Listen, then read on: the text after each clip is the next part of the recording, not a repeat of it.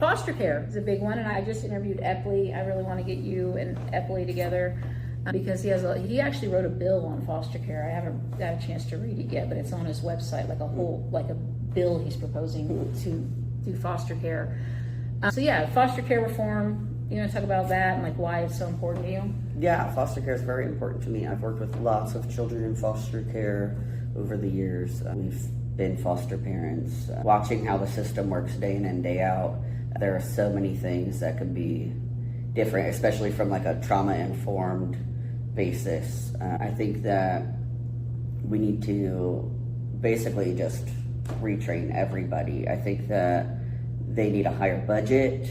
Those people that we're paying to go remove children from their homes for the first time, this might be the 50th time that a worker has removed a child, but it's a child's first time. And so things are not being considered, I think, from a trauma standpoint, exactly on how those events happen. We need more training from like a neurosequential system instead of just, oh, we think we should do it this way. I think that things need to be like psychology based. Yeah. I think that we need a psychologist overseeing every department. Because a lot of it right now is up to discretion of caseworkers. And then nobody in this process is truly independently, it seems, for the child. Because you would hope the foster care parents are, but their voice only means so much. Right. But as far as the child does not have proper representation. The child doesn't have their own worker. Because DCF is being funded by... DCF oversees the private... But it's the government, and they're worried about their thing. And then you have the parent that is being, the child's taken from it, and their rights, and they have a lawyer worried about their rights. But somebody that is just independent of these two people, that is dedicated to what is best for this child. There's a lot of things that we could do. Give the parents their own worker, the child their own worker, the foster parents or kinship people their own worker, and it works that way already. But that's what I mean, is there's so many things to factor. This is just such a complicated process. And then the people who can have a case go on for 5 years, and then people who have a case go on for 6 months, and it's... Yeah, it doesn't seem to be like there's some sort of, like I said, there's a lot of discretion up to... And there has to be discretion because of judges. Severity of cases and abuse and neglect and things like that. And we obviously can't make a one-size-fits-all for a human. But I think that we need to get some more protocols together that... Like standards of care. Standards of care. Even a SOP. There's no book. There's no...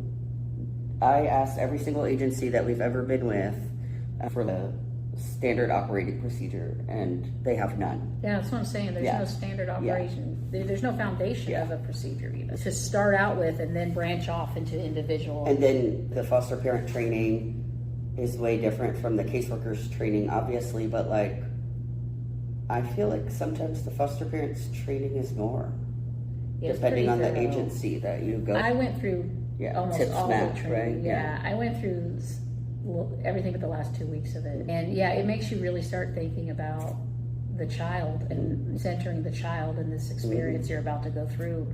And I think it's a great job of preparing parents. Yeah. And I think that, the training that goes for social workers, I don't know what it's like, or the people going in there, but it should be centered around, this whole situation needs to be centered around what is best for the kid in this situation. What's going to be less stressful for them, not the parents, not the caseworker, or whatever. What is going to be best for the kid in this situation? And in some of those instances, the best thing for the child is to foster the family, is to just give the family everything the family needs to function properly. Some of these traumas are happening due to poverty, due to just lack of things. And so they did a good job at changing that. There's a questionnaire, and one of the questions is, would this child be in the same circumstance if money wasn't an issue? If this wasn't due to poverty? And if the answer is no, then this child, the family needs resources, not the child. And if we can just, when it's safe, instead, if we're not talking about a child who's being like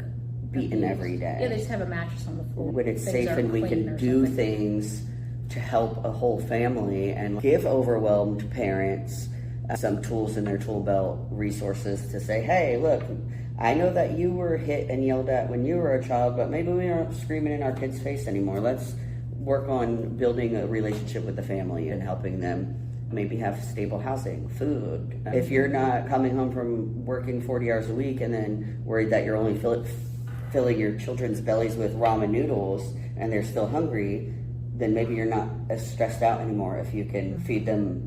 Patience for your kid. Yeah. So fostering the family would be a really big help when it's safe. Obviously, you'd have to have requirements and people that qualify. I know my friend had his kids taken because their house was messy and they had mattresses on the floor. They had mattresses on the floor because the kids would jump and they'd fall and hurt themselves, and it was just safer to have them on the floor. But their house was a mess. That's really Thankfully, a lot of those things are.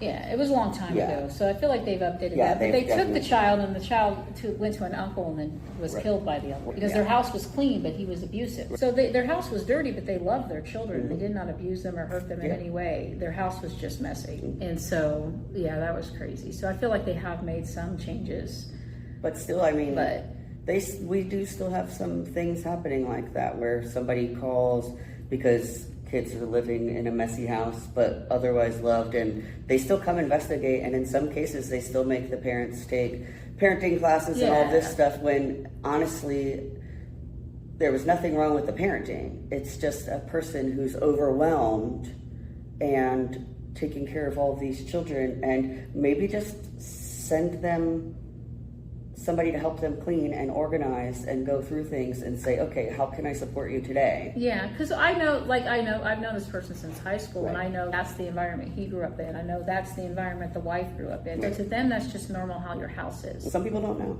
And it's just generational of people being hoarders and living like that. And so, and then sometimes when things get out of control, you're both working and getting things back under control, but I don't think there's any benefit to taking the children if they just need to clean up their house. Yeah. And we would spend a lot less money too. Yeah. If we just gave resources to families. And cause less I'm not saying that there's no instance in where children need to be removed. Obviously there are several. Yeah. But I think that a lot of times we can give support for, let's say, a year or however long a court case would run. If we could give support to somebody for a year, then maybe we can really change some lives here and reduce some trauma, and then reduce the public's burden later in life, because kids who grow up in trauma, who are in foster care, are this many more times likely to go to jail and do this and end up with no home and living on the streets, and then we're still paying the bill anyway. And then we have another person in society who's not functioning to their best and not living their best life because they were failed by us.